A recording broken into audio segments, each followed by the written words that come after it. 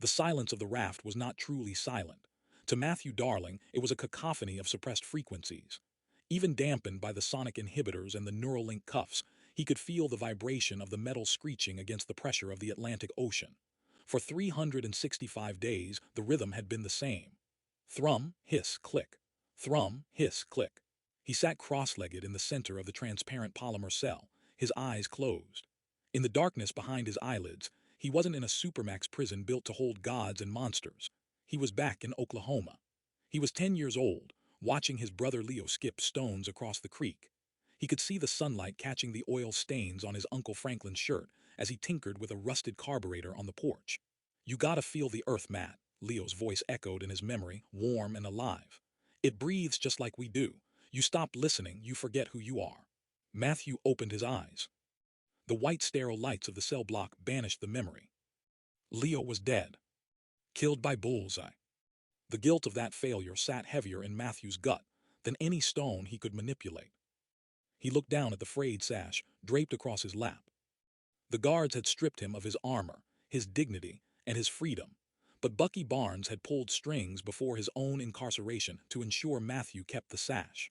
It was just cloth to the guards, but to Matthew, it was the only anchor keeping him from drifting away entirely. He was Tremors, or he used to be. Now he was just inmate 409. Movement in Sector 4, a mechanical voice droned over the intercom. Security protocols engaged. The floor vibrated. It was subtle at first, a tremor that didn't come from the facility's engines. Matthew placed his palm flat against the cold, synthetic floor.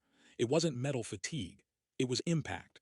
Something was hitting the outer shell of the prison with the force of a freight train. Boom! The lights flickered. Down the hall, he could see the silhouette of guards scrambling, raising their pulse rifles. Another impact shook the rig, violent enough to knock a guard off his feet. The water pressure alarms began to wail, a high-pitched scream that tore through the recycled air. Then the wall opposite the containment block buckled. It didn't explode. It crumpled inward as if a giant hand had squeezed a soda can. Seawater sprayed in a high-velocity jet, slicing through the air like a blade. The blast doors groaned and tore open, and a deluge of dark ocean water flooded the corridor. Through the breach walked a figure that commanded the water rather than fought it. Namor, the submariner. He moved with regal arrogance, his winged ankles barely touching the wet grating. He carried a golden spear that pulsed with bioluminescent energy. "Disable the cells," Namor commanded, his voice carrying over the rushing water and the klaxons. Two Talakana warriors emerged from the breach, hurling hydrokinetic bombs that short-circuited the locking mechanisms of the nearest cells. Matthew stayed seated. He watched as the energy barrier of his cell flickered and died. The hum of the dampeners vanished. Instantly, the headache that had plagued him for a year dissipated. He could feel the iron in the walls, the titanium rivets, the copper wiring. The song of the earth was distant, muffled by the ocean, but the song of the metal was deafening. Namor stopped in front of Matthew's open cell. The water was rising to their ankles. "The wolf calls for you, Earth Mover." Matthew didn't stand. He fingered the hem of his sash. "I'm not interested in wars, Featherfeet. I did my time, I'm done." Namor's eyes narrowed, dark and shark-like. "This is not a request from me. I am here to pay a debt to the Princess of Wakanda and the Mountain King. They believe you have value." "They're wrong," Matthew muttered, closing his eyes again. "Go save the captains, leave me here." "Cowardice," Namor spat the word like a curse. "Doom rules the surface. He has decimated the lands of sand and oil. He hunts your friends like sport, and you sit here mourning ghosts." A massive explosion rocked the upper levels. Debris began to fall from the ceiling, huge chunks of concrete and steel reinforced beams. Matthew sensed the trajectory of a falling girder before he saw it.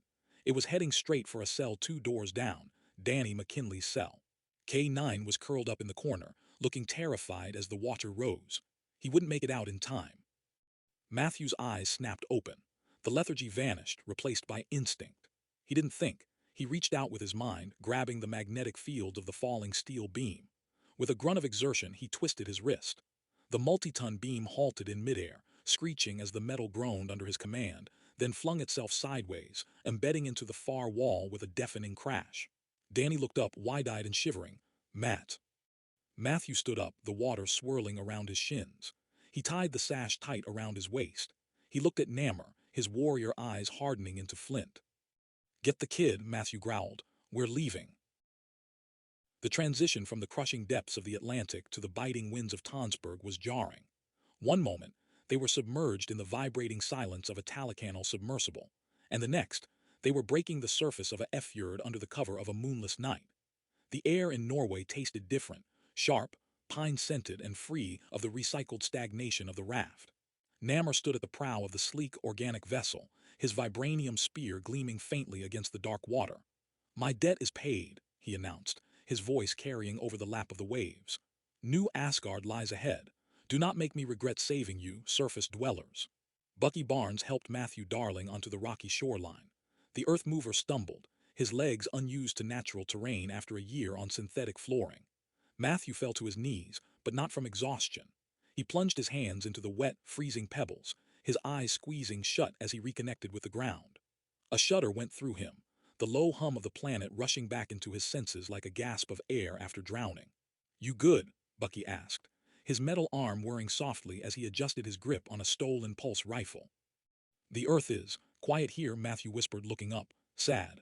Sam Wilson, Captain Britain, Spider-Woman, Scott Lane, Thor, K9, Monica Rambeau, and the Silver Samurai stepped onto the shore, shivering in the remnants of their prison uniforms.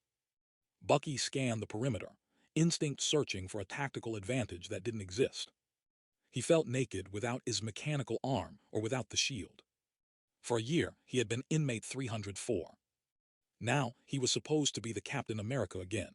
He looked at the ragtag group, a broken earthbender, a century-old assassin, a guy who talked to dogs, an unworthy demigod and a sea king who looked ready to declare war on the air itself. It wasn't exactly the Howling Commandos. Let's move, Bucky said, trying to inject authority into his rasping voice. Doom's satellites will pick up the heat signature of this ship if we stay too long. They moved inland, guided by a path that seemed woven into the landscape itself. New Asgard had changed. It was no longer just a fishing village. It was a fortress masked as a town. Runes carved into the cliffsides shimmered with faint, dampening magic, tech, and sorcery woven together to hide them from Victor's all-seeing eyes. At the entrance of the main mead hall, a figure waited. She was silhouetted against the warm glow of the interior, a long spear resting casually on her shoulders. You look terrible, Valkyrie said, her voice a calm rumble. The god of thunder looked at his old friend, his eyes weary, remembering etched with the weight of 4 millennia and the recent loss of everything. He stepped aside, gesturing them in. Come, the hearth is warm and the mead is strong. We have much to discuss. Inside, the hall was a blend of Viking rusticism and high-tech chaos. Holographic displays floated above ancient wooden tables. Standing amidst a clutter of dismantled StarkTech drones was Riri Williams. She wore a grease-stained tank top, her braided hair tied back, wielding a soldering iron like a scalpel. Uncle Sam. Riri dropped the tool and practically vaulted over the table, wrapping Sam in a hug that nearly knocked the wind out of him. She pulled back, her eyes glistening. I knew you guys were tough, but the raft. I was ready to suit up and drill through the floor myself if Namor took any longer. Good to see you, Riri. Sam managed a tired smile. I see you haven't been idle. Idle? Riri scoffed, gesturing to a disassembled Iron Legionnaire repainted in matte black. I've been trying to crack Doom's Sentinel code. It's a nightmare. It's like his tech rewrites itself every time I find a backdoor, but I'm close. From the shadows of the hall, another figure emerged. Clad in white ceremonial armor that looked more like bandages than fabric, Mark Spector, Moon Knight leaned against a pillar. His eyes were dark, rimmed with exhaustion. We don't have time for backdoors, he muttered, his voice carrying a strange, hollow resonance. The darkness is spreading. Khonshu has gone silent, the entities. They are screaming. Take a breath, Bucky said, stepping up to the table. We just got here. What's the situation? Thor slammed his fist onto the table, silencing the room. The situation is that Midgard is choking. Doom has placed inhibitors on the ley lines. Magic is stunted. Technology is monitored. And those who resist are sent to the mirror dimension or worse. And that's why we brought him, a new voice echoed. The air in the back of the room, a young withdrawn voice. A young man with tall, vertical hair and anxious eyes, wearing baggy regular street clothes. David Haller. David. Matthew Darling stepped forward, recognizing the instability in the ground. Riri tapped the console as everyone gathers around the table. A hologram of the Spectrum prison illuminates around them. Riri explains to the group. As you all know, Doom has completely taken over the UN military force, along with his super adaptoid Doom bots, and the Toon Rings acting as his police of enforcement across the world. And David chimes in. And my father was kidnapped by the mutant named Mystique. She had him sent to New York before it was consumed by the Dark Dimension. All of the students, including the X-Men, were sent to Genosha, so we can all be safe, despite Magneto being the ruler of the island. Whatever he is doing, Shuri's voice chimed in over the comms, her hologram flickering into existence beside Thor. He is doing it at the cost of our freedom. Wakanda is under siege by his Doombots. We are holding them back, but I am not sure how long. We need to strike the head of the snake. Bucky looked around the room. They were battered, broken, and few in number, but the fire was there. He looked at Thor, who gave a stoic nod. He looked at Matthew, who was gripping his sash, his knuckles firm. We can't strike Doom yet, Bucky said, the mantle of leadership settling on his shoulders, heavy but familiar. We need resources. Riri, you need parts to get the armor fully operational. Not really, I just need to recode my uncle's suit to fit me, she said somberly. Oh, and speaking of suits, Shuri interrupts, I'm sending a couple of gifts your way, new suits. Great, Bucky said. But before we making actions, we need to find a way to destroy the Spectrum Prism in Doom's crown. If not, all of this would be for nothing. The holographic blueprints of the Spectrum Prison flickered in the center of the Mead Hall, casting long, jittery shadows against the rough-hewn timber walls. Riri Williams was in the middle of explaining the intricate coding of the dampening collars when the temperature in the room plummeted. It wasn't the natural chill of the Norwegian fjord seeping through the stones. It was a sudden, unnatural cold that smelled of sulfur and ancient dust. Mark Spector, who had been leaning silently against a pillar wrapped in his ceremonial bandages, let out a guttural sound, half gasp, half growl. He doubled over, clutching his chest as if his heart were trying to claw its way out of his ribcage. Mark, Bucky Barnes stepped away from the table, his metal hand instinctively hovering near the pistol holstered at his hip. Doc, what's happening? The voices. Mark fell to his knees, his forehead striking the stone floor. They aren't whispering anymore, they're screaming. Thor moved to intercept, but a shockwave of heat blasted him back, singing his beard. The bandages wrapping Mark's body began to char and unravel, revealing not skin, but white, polished bone. Flames didn't just ignite.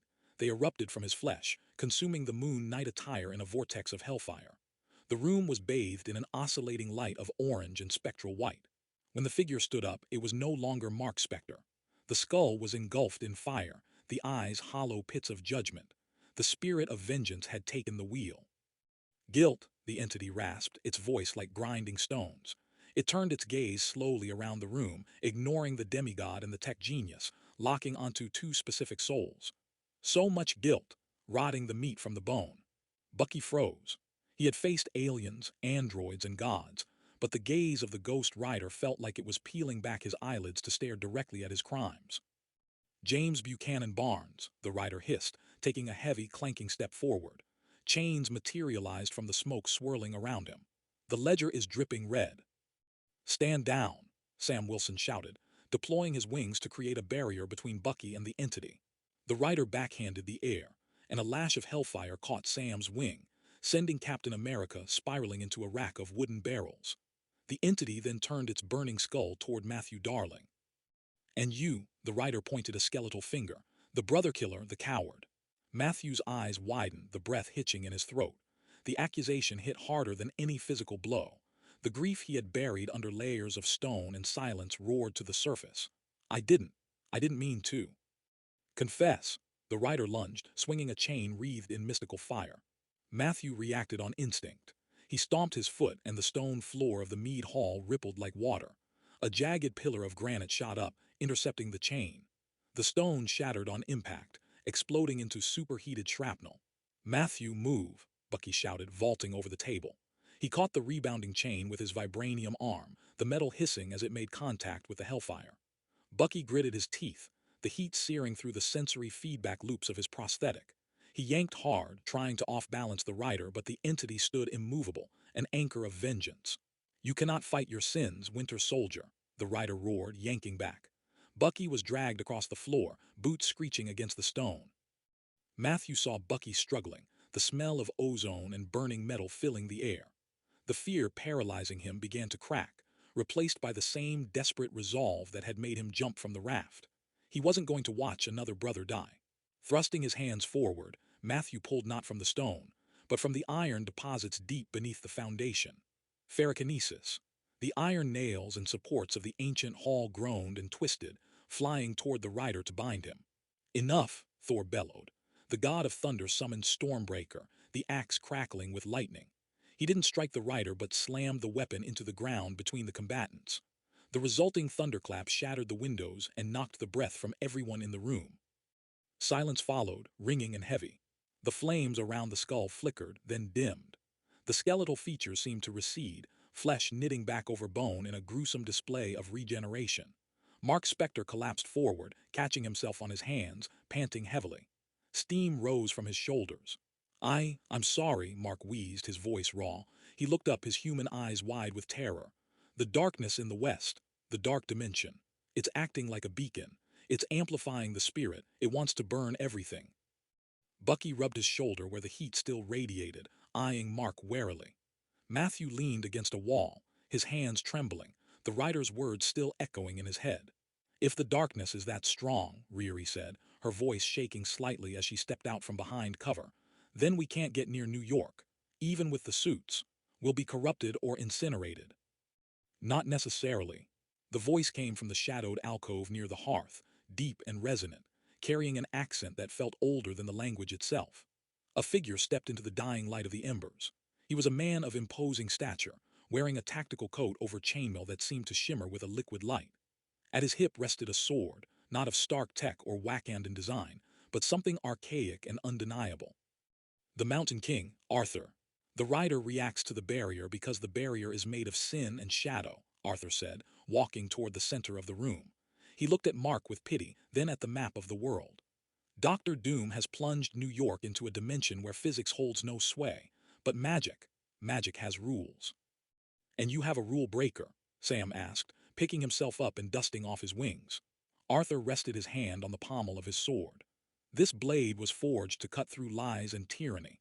It has severed the heads of dragons and broken the curses of witches. Excalibur is not just a sword, it is a key. He drew the weapon. The steel didn't gleam. It shone with a pure, white luminosity that pushed back the gloom of the hall. Matthew felt the earth beneath him hum in resonance with the blade. The barrier surrounding the dark dimension is a wound in reality, Arthur explained. If I can bring Excalibur to the ley line convergence in Central Park, I can cauterize the wound. I can cut the barrier open long enough for the Sorcerer Supreme to unravel it from the inside. Thor nodded slowly, recognizing the power of the blade. A surgical strike on a mystical level, but New York is heavily guarded. Doom has the 10 rings and the thunderbolts stationed at the perimeter. Then we give them a war they cannot ignore, Bucky said, the strategist in him taking over. He looked at the map, his mind racing. If Arthur is the key, we need to be the distraction, but we can't do it with what we have here.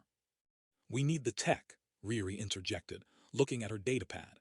And we need the manpower to hold off Doom's forces while Arthur and Strange do their work. Arthur sheathed the sword, the light fading but the hope remaining. The sword is ready, but the path must be cleared. If we fail, the darkness the rider felt will not be contained to New York. It will consume this world entirely. Matthew looked at his hands, still stained with the dirt of New Asgard. He looked at Bucky, then at the Ancient King. The guilt hadn't left, but the path to redemption was starting to look a lot like a suicide mission. And for the first time in a year, he was okay with that. We'll clear the path, Matthew said quietly, whatever it takes. The tactical map in the Mead Hall had been replaced by the cold, biting reality of the mission. There was no time for rest. If King Arthur's plan to breach the dark dimension was to succeed, Doom's global stranglehold had to be dismantled piece by piece, simultaneously, to prevent him from focusing his full might on New York. 4 prongs, 1 strike, Bucky had said, his voice grim as they geared up. We divide his attention. We break his eyes, his shield, and his reinforcements. Now, thousands of miles away from the frost of Norway, the humid, neon-drenched air of Madripoor choked the night. Riri Williams adjusted the heads-up display of her Ironheart armor, the bulky, modified war machine plating feeling heavier than usual. She wasn't just wearing a suit. She was wearing her uncle's legacy. She hovered silently above the sprawling Lotun district, the thrusters emitting a faint, high-frequency hum that was masked by the chaotic noise of the city below. Audio check, Riri whispered. Harada, you in position. I am where the shadows are deepest, came the reply of Kenuishio Harada, the silver samurai. He was perched on a gargoyle atop a neighboring skyscraper, his armor gleaming faintly under the strobe lights of the casino district. The 10 rings perimeter is tighter than anticipated. They are not just guarding a communications hub, they are guarding a fortress. That's because Sue Xiling knows the value of information, Michaela Mackenzie's voice crackled over the comms. She was nowhere to be seen, her Spider-Woman suit's camouflage mode rendering her completely invisible as she crawled along the glass facade of the target building, the Dragon's Spire. I'm at the ventilation access. Thermal scanners are active. Riri, I need a loop on their sensors in 3, 2. Riri's fingers danced across her holographic interface, injecting the ghost protocol. Now, you have a 5-second window, Michaela. There was a soft thwip of a webline, followed by the sound of a grate being gently pried open. I'm in, Michaela whispered. Going dark until I reach the server room. Don't start the party without me. The plan was simple. Riri and Michaela would insert a virus into the 10 Rings global satellite network, blinding Doom's surveillance over the Pacific, while Harada kept the inevitable reinforcements occupied. Remember, Riri muttered to herself, channeling the courage she used to see in Rhodey. Get in, break their toys, get out. On the other side of the world, the sun was bright and unforgiving over the island nation of Genosha. The air smelled of salt and ozone. With a warped pop of displaced air, 3 figures materialized on the pristine white sands. David Haller stumbled, clutching his head, his hospital scrubs fluttering in the coastal breeze. The teleportation, courtesy of a temporary gateway spell from Strange before he departed for New York, had rattled his already fractured psyche. Deep breaths, kid, Matthew Darling said, steadying the boy. Matthew wore his stone and steel armor, the ancient sash of his people tied tight around his waist. He scanned the horizon. The landscape was dominated by towering, organic metal structures that twisted into the sky, Magneto's vision of a mutant utopia. It's too quiet, Danny McKinley, known as K9, muttered. He scratched his beard, his eyes darting around. The dogs. I can't hear any dogs. A place with people always has dogs. This feels sterile. They know we're here, David said, his voice trembling. I can hear them. Not dogs, minds, so many minds, but there, organized like a hive. Before Matthew could ask for clarification, the sand beneath their feet shifted. Metal shards erupted from the dunes, coalescing into a floating platform. Descending from the sky wasn't Magneto, but a team of X-Men. Scott Summers landed first, his ruby visor glowing with restrained power. Flanking him were Storm, her white hair billowing like a thunderhead, and the young, fiery Sunspot. You are trespassing, Scott said, his tone clipped and diplomatic but underlined with a threat. Genosha has a non-aggression pact with Victor Von Doom. Your presence here violates our neutrality. Neutrality? Matthew stepped forward, his hands balling into fists. The ground trembled slightly in response to his anger. Doom wiped out half the Middle East. He put New York in a hell dimension. There is no neutral ground anymore, Summers. We are here for help, David pleaded, stepping out from behind Matthew. My father, Charles, he's gone. Doom's forces took him. If you care about his dream at all, you have to help us. Storm's expression softened, her eyes flickering with conflict. She looked at Scott. If Charles is in danger. If we move against Doom, Genosha burns, Scott retorted, though his jaw tightened. We have children here to protect. We cannot fight your war.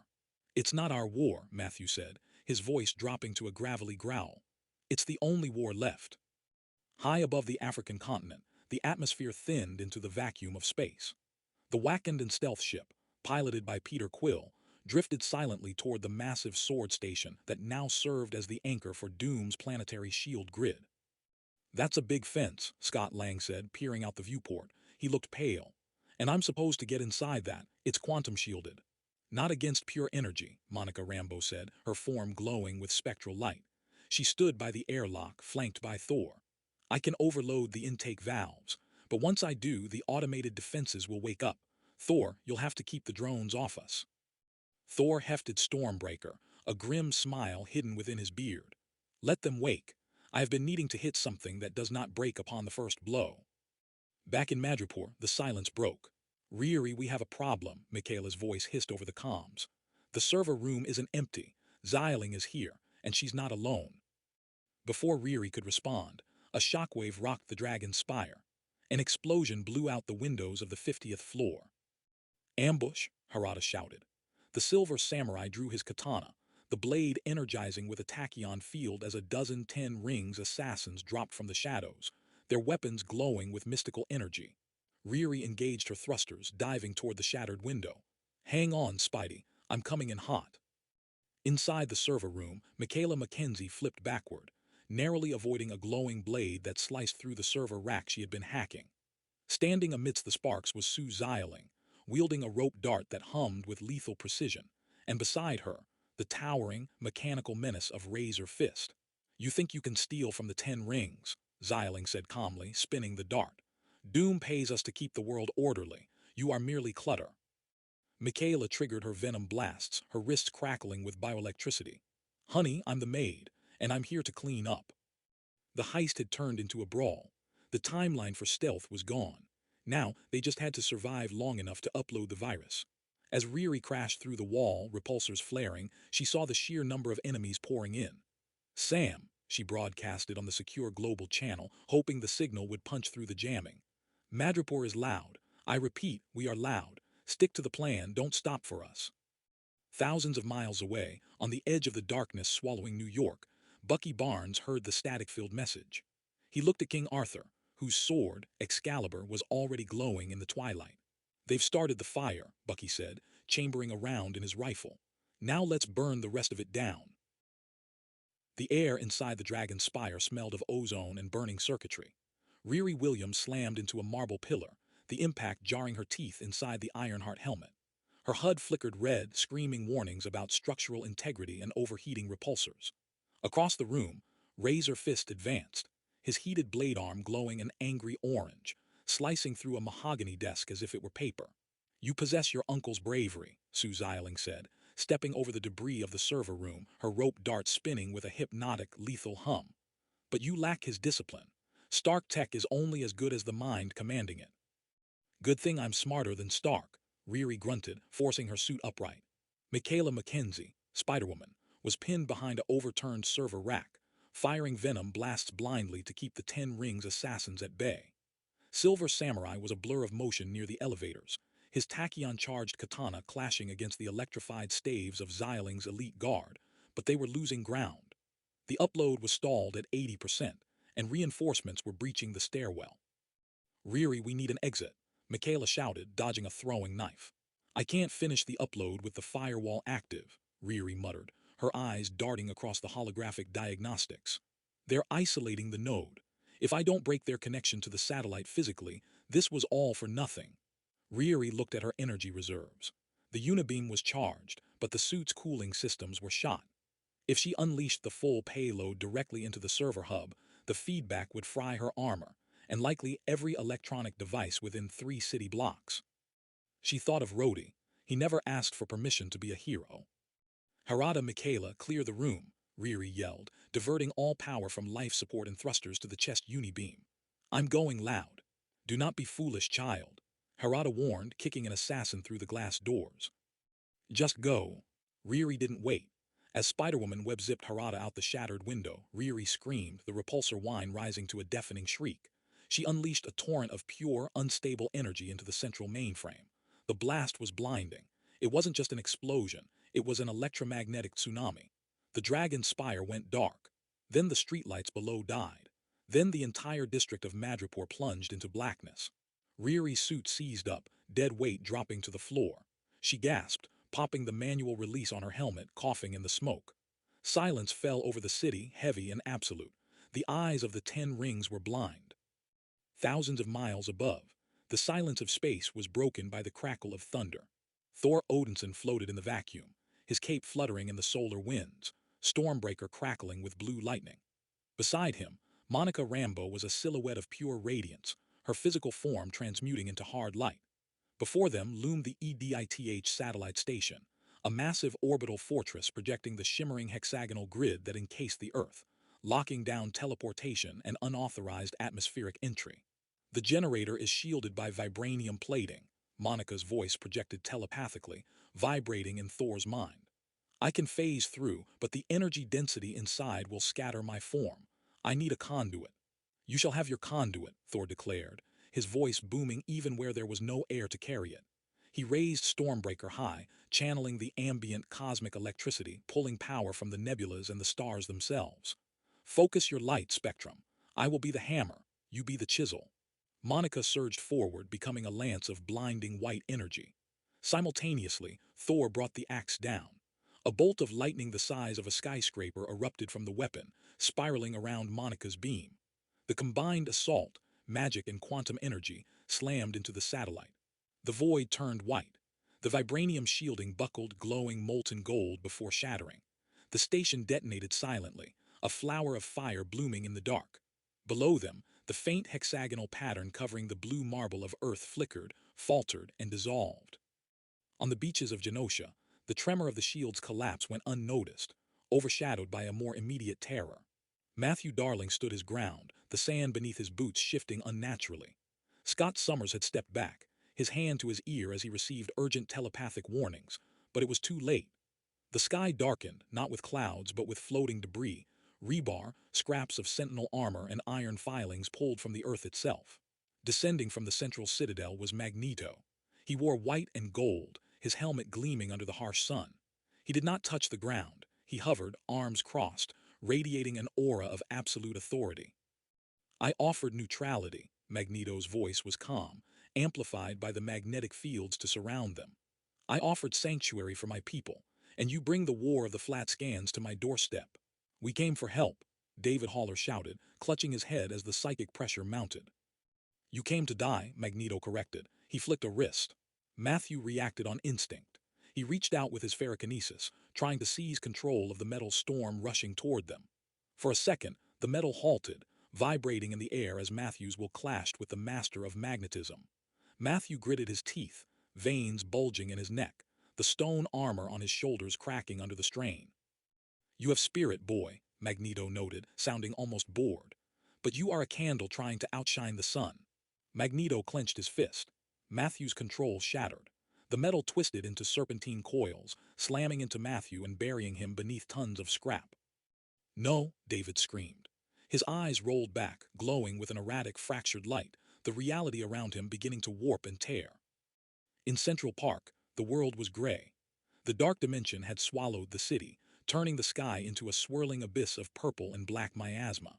Bucky Barnes fired his pulse rifle into the encroaching shadows, the beams of light cutting through the mindless, shambling husks that leaked from the fog. Hold the line, he roared. Don't let them touch the king. Behind him, Arthur knelt on the withered grass, Excalibur plunged into the earth.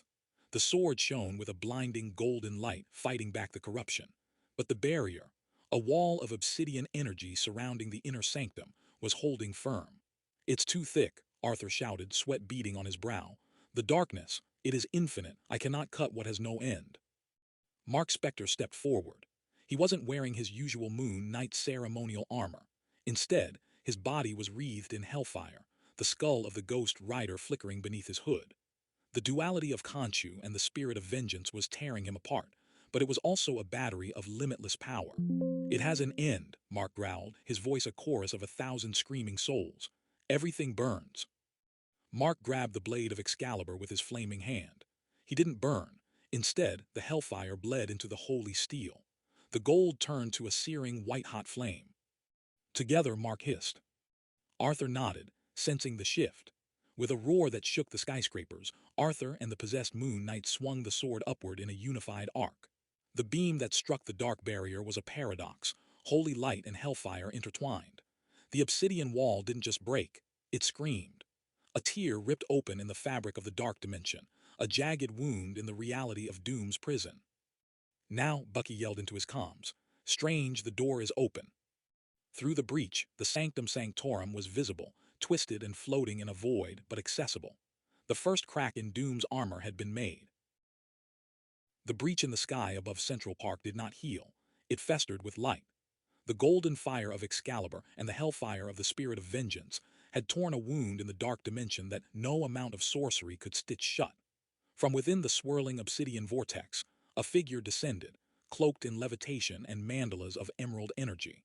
Dr. Stephen Strange, the Sorcerer Supreme, looked less like a man and more like a weary god.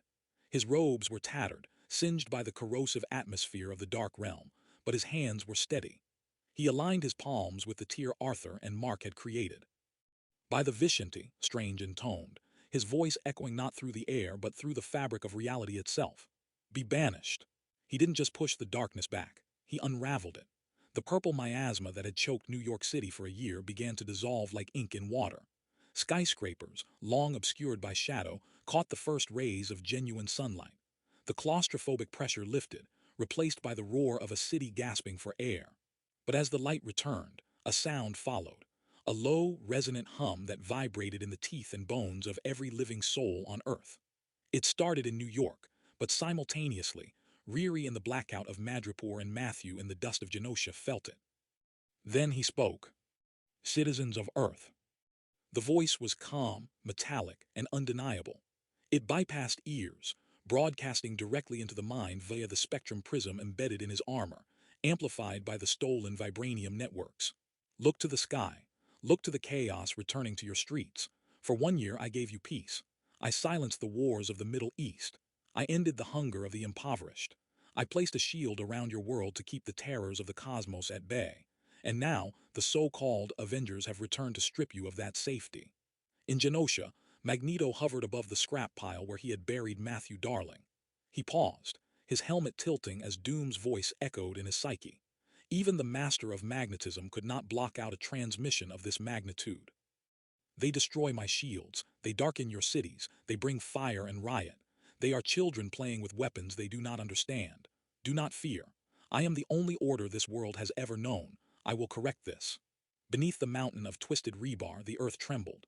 The ground exploded upward, not with metal but with jagged shards of bedrock and crystalline spikes. Matthew Darling erupted from his tomb, his skin bruised but his eyes burning with defiance. He didn't reach for the metal, he reached for the earth itself, pulling pillars of stone to shield himself from Magneto's gaze. He talks too much, Matthew grunted, spitting blood and dust.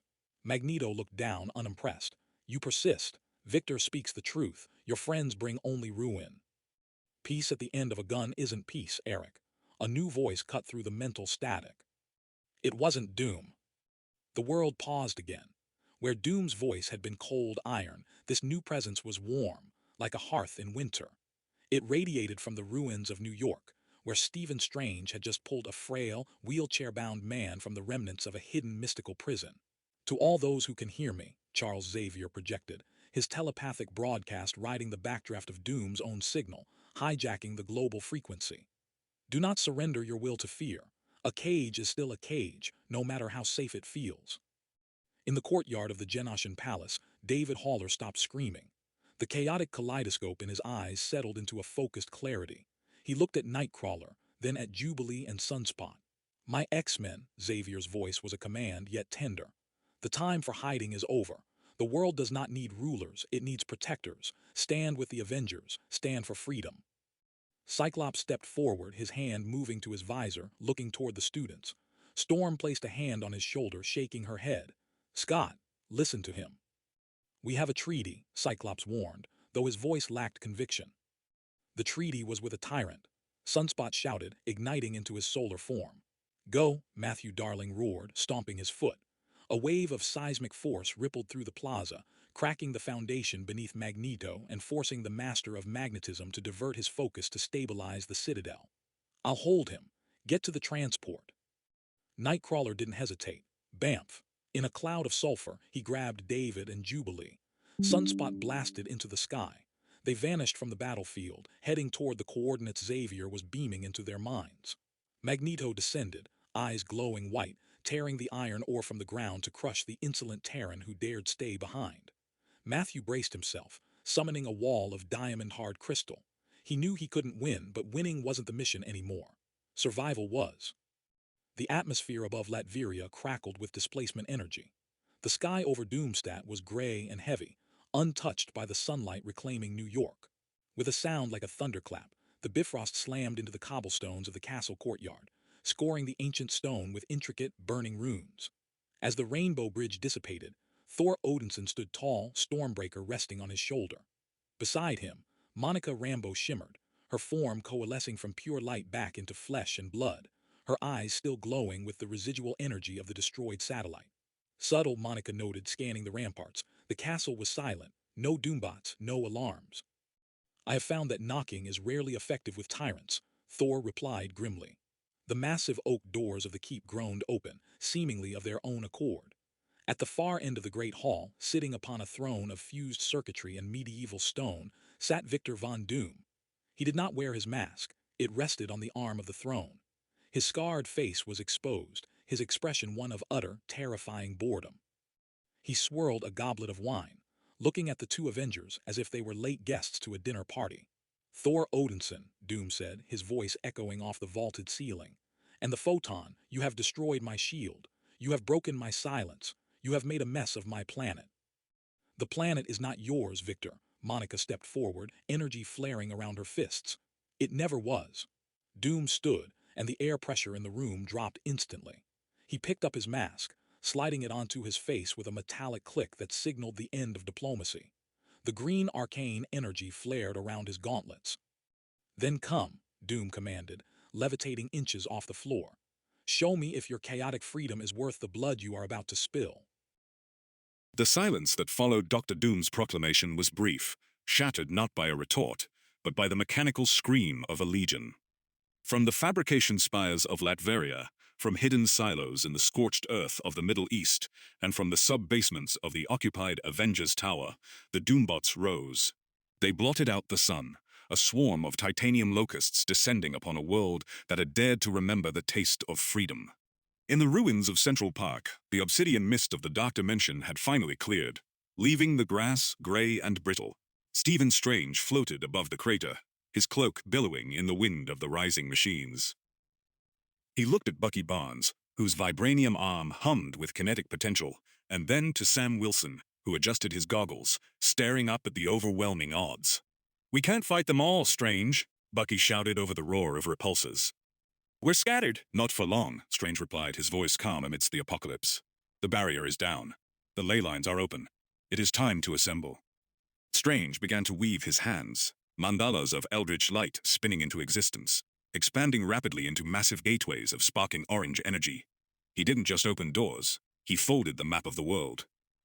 New York City. The first portal tore open directly above the charging Doombot phalanx on Fifth Avenue.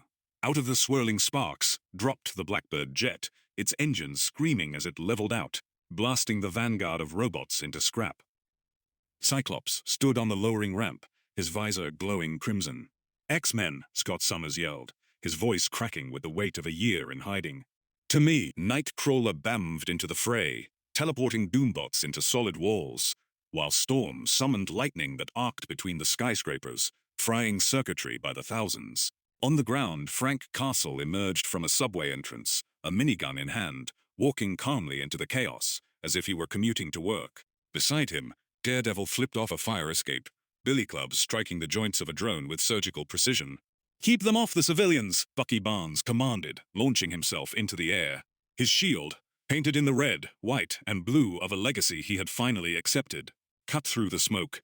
"Spider-Man, keep the perimeter tight." Peter Parker, swinging past in his red and blue suit, fired a web grenade into a cluster of bots. "On it, Cap. Winter Soldier. A Captain Soldier?" Sam banked hard, using his wings to decapitate a drone. He caught sight of Arthur, the Mountain King, standing atop a pile of rubble. Arthur raised Excalibur, and a beam of golden light cleaved a path through the mechanical horde. Moon Knight, wreathed in the hellfire of the spirit of vengeance, fought back-to-back with him, his chains lashing out like burning vipers. "They are infinite!" Arthur roared. "So is our rage," Mark Spector's distorted voice hissed back. "Madripoor!" In the neon-soaked streets of Lowtown, Riri Williams fired her last repulsor blast from a scavenged gauntlet. She was backed into a corner by the elite assassins of the Ten Rings. Shu Xiaoling stood at the forefront. "Technology fails," Xiaoling said cold, stepping over the wreckage of a market stall. "Discipline endures." "Yeah, well," Riri panted, wiping soot from her forehead.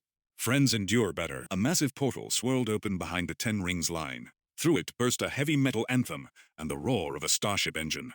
The Guardians of the Galaxy had arrived. Peter Quill engaged his thrusters, dual blasters rapid firing. "Knock knock. Did someone order a little chaos?" Groot extended his limbs, turning into a living barricade to shield the injured Silver Samurai. while Rocket Raccoon sat on his shoulder, cackling as he lobbed gravity mines. From the shadows of the portal, the thunderbolt struck. Yelena Belova landed in a three-point crouch, immediately sweeping the legs of a razor-fist soldier. John Walker, the U.S. agent, slammed his shield into Xiaoling's defense, the impact sending a shockwave through the alley. "About time," Spider-Woman quipped, dropping from the ceiling to taser a ninja. "Traffic was murder," Ant-Man said, shrinking instantly to uppercut a thug before growing to giant size, stepping over a building to stomp a squad of Doombot reinforcements. End quote. Shang-Chi walked out of a portal with the 10 rings around his arms facing his sister, and disappointment. Latveria. The air in Doom's throne room was thick with ozone. Thor swung Stormbreaker with earth-shattering force, but Doom caught the axe handle with a single hand, his gauntlet glowing with siphoned cosmic energy. He backhanded the God of Thunder, sending him crashing through a stone pillar. Monica Rambeau transformed into hard light, blasting Doom with the intensity of a supernova. But Doom merely raised a mystical shield, absorbing the photons. "Your power is impressive, Miss Rambeau," Doom drawled, bored. "But it is raw, unrefined. We don't need to be refined," a voice grunted from the courtyard. A portal opened in the cobblestones, dumping a muddy, bleeding Matthew Darling onto the ground. He had been pulled from the grip of Magneto just seconds before death. Beside him, K9 tumbled out, his pack of dogs instantly snarling at the metal tyrant. Matthew slammed his hands onto the Latverian soil. "Tremors," he whispered. The castle shook. The stone floor beneath Doom fractured, shooting jagged spikes of granite upward. Doom floated higher, unbothered. "Geomancy? Quaint. We ain't done," a Cajun accent rang out. Gambit leaped from a second portal, charging a playing card with kinetic purple energy and flicking it at Doom's face. It exploded, cracking the magical barrier. Rogue flew in behind him, aiming a haymaker that would have leveled a tank. Doom repelled them with a telekinetic wave, dusting off his cape. "Is this it? The stray dogs of a broken world?" "No," Stephen Strange said, stepping through a final portal that shimmered with starlight. "This is the reckoning." Strange raised his hands, and the portal widened. 4 silhouettes stepped through. They wore suits of unstable molecules, blue with black accents, uniforms that had not been seen on Earth since the failed space mission that birthed Doom's empire. Reed Richards stretched his neck, his eyes locking onto his old friend. Sue Storm faded into partial invisibility, her force field flaring. Johnny Storm ignited, shouting "Flame on!" as he took to the sky. And the Thing, Ben Grimm, cracked his knuckles, the sound like boulders grinding together. "Victor," Reed said, his voice filled with a decade of regret and resolve. "It's time to talk." For the first time, Doom stiffened. His mask reflected the burning form of the Human Torch and the grim determination of the Thing. "Richards," Doom hissed, the aristocratic boredom evaporating into pure, unadulterated hatred. "You dare return from the grave I dug for you." "We didn't just come back," Ben Grimm growled, stepping alongside Thor and Matthew. "We came to clobber you." The 3 fronts of the war ignited simultaneously. In New York, Sam Wilson led the charge. In Madripoor, the Guardians held the line. And in Latveria, the family reunion began with a scream of magic and muscle. The air in the throne room did not smell of ozone or stone. It smelled of inevitability. Victor Von Doom stood at the center of the devastation, his green cloak unmarred despite the inferno raging around him. The Fantastic Four, lost to the stars for so long, attacked with the desperation of a family fighting for survival. But against the spectrum prism embedded in Doom's iron mask, they were merely moths throwing themselves against a star. "Flame on!" Johnny Storm screamed, spiraling into a vortex of supernova heat that turned the stone pillars to glass. Doom merely raised a gauntleted hand. The prism on his brow pulsed with a sickly, iridescent light, and the fire vanished, sucked into the gem like water down a drain. With a flick of his wrist, Doom redirected the thermal energy, blasting Johnny out of the air. The Human Torch slammed into the far wall, his flames extinguished, leaving him groaning on the cracked flagstones. "Ben, now!" Reed Richards shouted, stretching his elastic form to bind Doom's arms, creating an opening. The Thing roared, a sound like tectonic plates grinding, and brought a fist the size of a wrecking ball down toward Doom's helmet. It connected with a thunderous clang that shattered the windows of the castle, but Doom did not budge. He stood rigid, his boots seemingly welded to the floor. "Pathetic," Doom intoned, his voice amplified by the armor. A shockwave of kinetic force erupted from his chest, shattering Reed's grip and sending Ben Grimm flying backward through the heavy oak doors of the sanctuary. Sue Storm tried to erect a barrier to catch them, but Doom clenched his fist, and her invisible construct shattered into psychic feedback, dropping her to her knees, blood trickling from her nose. Is this the best the cosmos has to offer? Doom stepped over Reed's limp body, his eyes fixed on the only warrior left standing. Richards was always a disappointed idealist, but you, as Guardian, I expected a challenge. Thor Odinson wiped a smear of blood from his mouth. Sparks danced along the edge of Stormbreaker as he tightened his grip. You speak of challenge, Victor, Thor rumbled, his voice low and dangerous. I speak of judgment. Thor launched himself forward, a bolt of living lightning. He swung Stormbreaker in a wide arc, aiming to cleave Doom in two. Doom caught the haft of the axe with one hand, the vibranium of his gauntlet screeching against the Uru metal. The floor beneath them cratered, sending spiderwebs of fissures racing up the walls. You possess a king's weapon, Doom sneered, forcing the axe back, overpowering the god of thunder with sickening ease. But you lack a king's vision. With a surge of eldritch magic, Doom blasted Thor point-blank in the chest. The Asgardian flew backward, smashing into the throne, reducing the golden seat to scrap metal. Thor struggled to rise, his breathing ragged, his armor rent and smoking. Doom approached slowly, savoring the moment. I have pacified the Middle East. I have fed the starving. I have ordered the chaos of this world. And yet, you children play at rebellion. Beneath the fractured floor, Matthew Darling listened to the vibrations of the tyrant's footsteps. Pain radiated from his ribs, broken in the earlier skirmish with Magneto, but the earth whispered to him. The stone of the castle was old, weary, and ready to break. Now, Matthew didn't scream. He didn't signal. He simply became the earthquake. The floor beneath Doom exploded upward, a jagged spear of granite aimed directly at the dictator's spine. It was a perfect ambush. It should have worked. But Doom did not even turn. He floated upward inches before impact, spinning in midair to catch Matthew by the throat with telekinetic force as the Terran emerged from the debris. He suspended Matthew in the air, tightening an invisible noose. The mutant sympathizer, Doom mused, drifting closer to Matthew's flailing form. Tremors, was it? A fitting name for something so easily stilled. Matthew clawed at the air, his vision darkening. Doom turned his back on Thor, confident in the Asgardian's defeat, and began to monologue to his captive audience. You see, Mr. Darling, the flaw in your resistance is the belief that freedom is inherently good. Freedom is messy. Freedom is war. I have removed the choice, and thus I have removed the suffering. I am the only. Thwack. The sound was wet and heavy, like a butcher's cleaver hitting bone. Doom's monologue died in his throat. He staggered forward, dropping Matthew.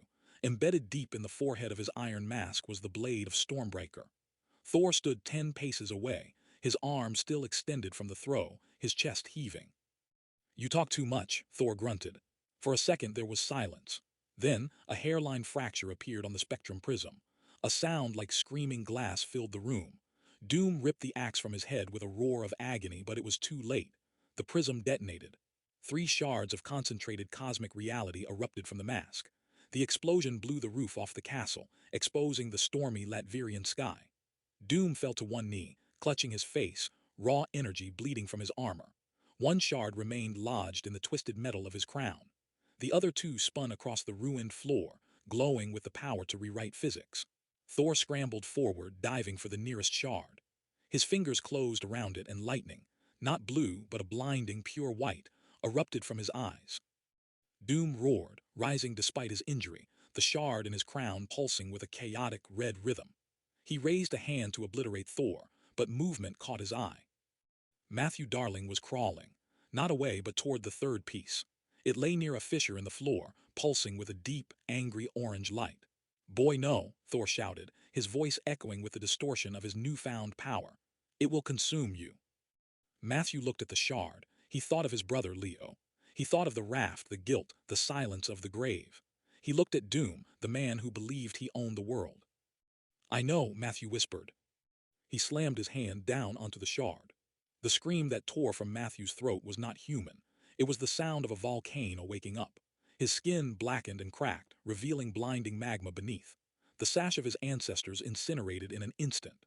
His eyes melted away, replaced by twin suns of geothermal fury. The castle didn't just shake, it liquefied. The stone walls began to run like wax. Matthew rose. He was no longer a man. He was a walking tectonic event. The heat radiating from him was so intense that the tapestries on the far walls burst into flames. Doom straightened, the red light of his shard forming a jagged energy sword in his hand. Thor stood, Stormbreaker crackling with white cosmic lightning. And Matthew, the living magma, hovered inches off the ground, the air warping around him. So, Doom hissed, his voice distorted, dripping with malice. Let us see whose will is stronger. Three gods stood in the ruins of Latveria. The war had just begun. The ceiling of the world had been torn open. Above the ruins of Castle Doom, the sky was no longer a canvas of blue or gray, but a swirling violent tapestry of white cosmic lightning, angry orange magma, and the sickly crimson of Victor Von Doom's defiance. The battle had transcended the physical. It was a collision of fundamental forces. Victor, hovering amidst a sphere of red fractals, waved his hand, and the very air around Thor transmuted into spears of diamond-hard obsidian. But the god of thunder did not dodge. With eyes glowing pure white from the shard clutched in his offhand, Thor swung Stormbreaker. The thunderclap didn't just shatter the obsidian. It pulverized the sound barrier, sending a shockwave that flattened the surrounding forest for miles. You cannot defy order, Doom screamed, his voice modulated into a distorted roar. He pushed his will against reality, trying to rewrite the physics of the storm, to turn the lightning into harmless vapor. He might have succeeded against a god alone, but he was fighting the earth itself. Below him, the molten avatar that was Matthew Darling erupted from the ground. He was a comet of geological fury, trailing ash and liquid fire. Matthew didn't cast spells. He didn't calculate. He simply existed as the inevitable vengeance of the planet Doom sought to enslave. He slammed into Doom's crimson barrier, his magma-fused fists hammering with the weight of tectonic plates. The impact sent Doom spiraling toward the jagged peaks of the Latverian mountains. Matthew didn't let up. He surged forward, reshaping the mountain range as he flew, pulling pillars of granite from the bedrock to swat Doom out of the air like flies. Doom tumbled through the air, righting himself just before crashing into a snowy ridge. He raised his gauntlets, the shard in his crown pulsing rapidly, overheating. I gave you peace. Doom snarled, firing a beam of disintegration energy at the oncoming molten mass. Matthew took the blast full in the chest. Parts of his lava skin evaporated, revealing blinding white heat beneath, but he didn't slow down. He barreled through the beam, tackling Doom through the peak of the mountain, shattering the summit into a rain of boulders and scree. Thor descended like a judgment. He landed on a floating chunk of the destroyed peak, raising Stormbreaker high. The shard in his hand channeled the Odin force into something primal, something ancient. Lightning arced from the axe, not just striking Doom, but caging him. Your piece is a grave, Victor, Thor bellowed. Doom threw Matthew off with a telekinetic burst that cracked the air itself, sending the burning man skidding across the sky. Doom shot upward, desperate for distance, desperate to recalibrate. The spectrum prism in his mask was fracturing, the power output destabilizing the reality around him. He needed space. He flew toward the stratosphere, erecting a multi-layered shield of magical glyphs and hard light barriers, a dome of absolute defense. Matthew, hovering below, felt the hum of the earth fading. The power was eating his mind, burning away the memories of his brother, of the raft, of the cold cell. He knew he had seconds left before he became nothing but stone and ash. Make it count, a voice that sounded like Leo whispered in the static of his mind. Matthew looked up at the fleeing dictator. He gathered every ounce of heat, every vibration of the crust, every scream of the tectonic faults into his center. He compacted himself, turning from a giant of magma into a missile of superdense matter. With a sonic boom that shattered windows in neighboring Sokovia, Matthew launched himself upward. He became a streak of orange light, piercing the clouds. Doom saw him coming and reinforced the shield, layering dimension upon dimension of protection. It didn't matter. Matthew collided with the shield. For a heartbeat, there was stillness. Then the sound of breaking glass echoed across the hemisphere. Matthew punched through the first layer, then the second, then the third. He was unstoppable momentum, a force of nature that refused to be ruled. With a final, guttural scream that was lost to the wind, Matthew shattered the final barrier and collided with Doom's chest. The armor buckled. The iron mask cracked further. Doom gasped as the wind was driven from his lungs, and he was spiked downward, hurtling back toward the earth he claimed to own. Thor, Matthew's voice projected telepathically, weak and fading. Now. Thor was waiting on the valley floor, feet planted wide in the mud of the ruined battlefield. He held Stormbreaker with both hands, the axe head glowing with the intensity of a dying star. He didn't aim at Doom. He aimed at the space Doom was about to occupy. From Midgard, Thor whispered. He released the energy. A column of lightning, thick as a skyscraper and bright enough to blind the sun, erupted upward. It caught Doom in midair, engulfing him completely. The beam didn't stop there. It punched through the atmosphere, tearing a hole in the clouds and shooting out into the vacuum of space. On the sword station, thousands of miles away, agents shielded their eyes as a new star appeared on the surface of the Earth. From Madripoor to New York, the sky flickered with the afterimage of the strike. Inside the beam, the shard on Doom's forehead shattered into dust. The shard in Thor's hand dissolved into white sand. And high above, the energy-creating Matthew's magma form flickered and died. Silence rushed back into the valley. Doom fell, a smoking, broken ragdoll, crashing into the ruins of his castle, unconscious and stripped of his godhood. High above, a small, dark shape plummeted from the clouds. It was no longer a being of fire. It was just a man. Matthew Darling, his clothes burned away, his skin gray and cracked like cooling lava, fell through the cold air. The wind rushed past his ears, a peaceful lullaby after the noise of war. He didn't try to fly. He was empty. I gotcha, kid. A massive orange rock form leaped from a precipice. Ben Grimm collided with Matthew in midair, cradling the smaller man against his chest to absorb the impact. The thing landed with a heavy thud that cracked the bedrock, creating a crater, but he held Matthew as gently as a porcelain doll. Ben looked down. Reed Sue, get over here. The heroes converged. Sam Wilson landed, folding his wings, his face stricken. Bucky sprinted over, dropping to his knees beside Ben's massive hand. Reed Richards stretched over the debris, scanning Matthew with a handheld device, his expression grim. Matthew lay on the cold stone, his chest barely moved. The cracks in his skin glowed with a faint, dying ember light. His eyes fluttered open, seeing the faces of the Avengers, the Fantastic Four, the X-Men. They weren't looking at a monster. They were looking at a savior. Thor approached, his armor blackened, Stormbreaker resting heavy in his hand. He knelt beside Bucky, placing a large hand on Matthew's shoulder. The heat was gone, the skin was cold as ash. Matthew tried to speak, but only a dry rasp came out. He looked at Bucky, his eyes seeking validation, seeking forgiveness for the lives he'd taken, for the brother he couldn't save. We won, Matt, Bucky said, his voice thick with emotion. Doom is down, it's over. Matthew managed a weak, jagged smile. The pain was fading, replaced by a numbness that crept up his limbs. Thor leaned in close. I have fought beside kings, valkyries, and gods, the Asgardian said softly, his voice rumbling like distant thunder. But today, you shamed them all. It has been the greatest honor of my life to fight alongside you, Matthew Darling. Matthew's gaze drifted past them, up to the sky where the smoke was clearing, revealing the first stars of the evening. He didn't see the stars. He saw a face waiting for him in the dark. Leo, he breathed, the name carried away on the wind. His chest fell and did not rise again. The embers in his skin went dark, leaving him indistinguishable from the earth he had wielded. The silence that fell over the world was heavier than the thunder that had preceded it.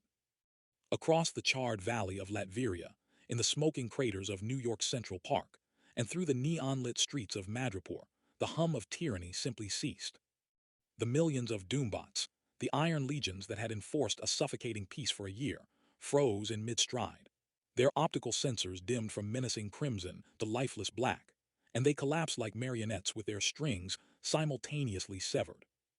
The clangor of falling metal echoed across the globe, a mechanical death rattle for Victor Von Doom's regime.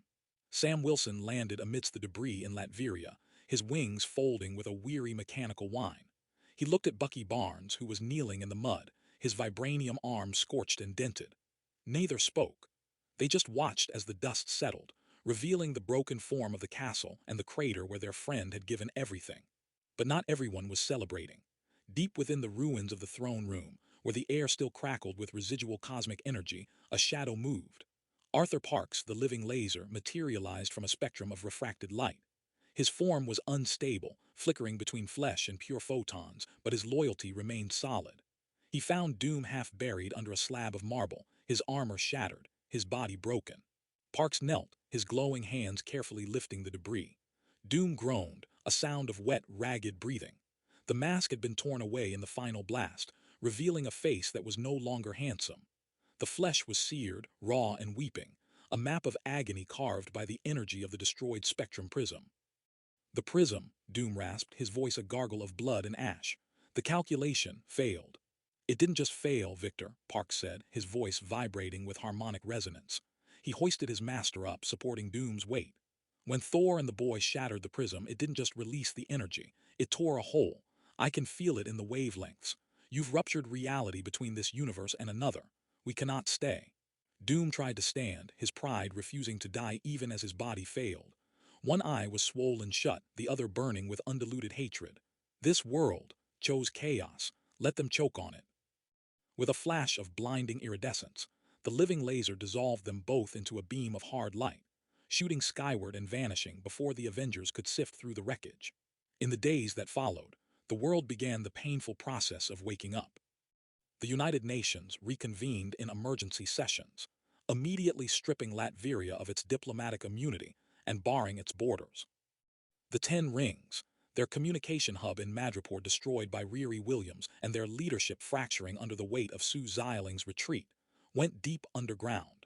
The global vibranium network that Doom had used to shackle the planet was dismantled piece by Wakandan engineers and Stark Industries tech. Yet at the Sanctum Sanctorum, Stephen Strange did not rest. He stood before the window of worlds, his hands trembling slightly. He felt it, a subtle vibration in the fabric of existence, a jagged tear invisible to the eye but deafening to the soul. The destruction of the prism had saved the Earth, but it had left a scar on the multiverse, a door left slightly ajar that should have been sealed shut. We bought time, Strange whispered to the empty room, but the bill is coming due. A week later, under a weeping gray sky in upstate New York, a small crowd gathered on a private hill overlooking the Hudson River. It was quiet here, far away from the noise of Reconstruction and the political clamor. Two empty caskets stood side by side, one draped in the American flag for James Rhodes, the war machine, whose memorial had been delayed by the chaos of Doom's reign. The other was draped in a simple, woven sash of red and earth tones, the ancestral sash of Matthew Darling. Riri Williams stood at the front, her braided hair loose, tears streaming freely down her face. She touched the flag on her uncle's casket, her fingers trembling before turning to the one beside it. She laid a single, welded iron flower on Matthew's grave, a testament to the metal he had wielded. Danny McKinley, known as K9, stood a few feet away, looking smaller than he ever had. A pack of stray dogs, the ones he and Matthew had cared for in the shadows of the raft, sat silently around him, sensing their master's grief. Danny wiped his nose with a dirty sleeve, staring at the sash. Matthew had been the only one who didn't look at him like a freak. Behind them stood Franklin Darling. The junker looked cleaned up for once, though his suit was ill-fitting and old. He stared at the ground, the weight of losing two nephews crushing his shoulders. And standing apart from them all, wearing a long black coat and dark sunglasses, was a woman with eyes of cold steel. Angelica Darling, the Ring Mother. She did not cry. She did not speak to Franklin or the heroes. She simply stood like a statue of regret, watching the Earth take the son she had failed to save, her hand resting on a concealed weapon she had no desire to use today. Bucky Barnes stepped forward. He didn't look like Captain America today. He just looked like an old soldier tired of burying friends. The world thinks it was saved by a plan, Bucky said, his voice carrying over the wind. By strategy, by power, but it wasn't. It was saved by a choice. Matthew didn't want this fight. He carried guilt that wasn't his to hold, but when the moment came, he didn't hesitate. Bucky looked at Danny, then at Thor, who stood in the back, leaning on Stormbreaker, his head bowed in reverence. He gave us tomorrow. It's up to us to make sure we deserve it. As the service ended and the heroes drifted away to prepare for a world without doom, the perspective shifted. Far away from the pain, far away from the tears and the looming multiversal threat. There was a field. The grass was tall and golden, swaying in a warm breeze that smelled of ozone and rain. The sky was an endless, perfect blue. There were no walls here, no cells on the raft, no armor, no weight of metal or stone. Matthew Darling took a breath. It was the first breath in years that didn't hurt. He looked down at his hands. They were whole, unscarred, free of the blood and the magma. He was wearing his favorite flannel shirt, the one he'd lost years ago. Hey, Slowpoke. Matthew's head snapped up, Standing atop a gentle rise in the distance, waving a baseball glove, was a figure he had seen 1,000 times in his nightmares, but never like this. Never this bright. Leo. Matthew smiled. It started small and then it broke across his face, radiant and unburdened. He didn't walk. He ran. He sprinted through the tall grass, his legs pumping, the wind rushing past his ears, not running from a fight but running toward peace. He crested the hill, and Leo caught him in a tackle that sent them both tumbling into the grass, laughing, two brothers finally home. The world would turn, the threats would return, the tear in reality would widen, but for now the warrior was at rest.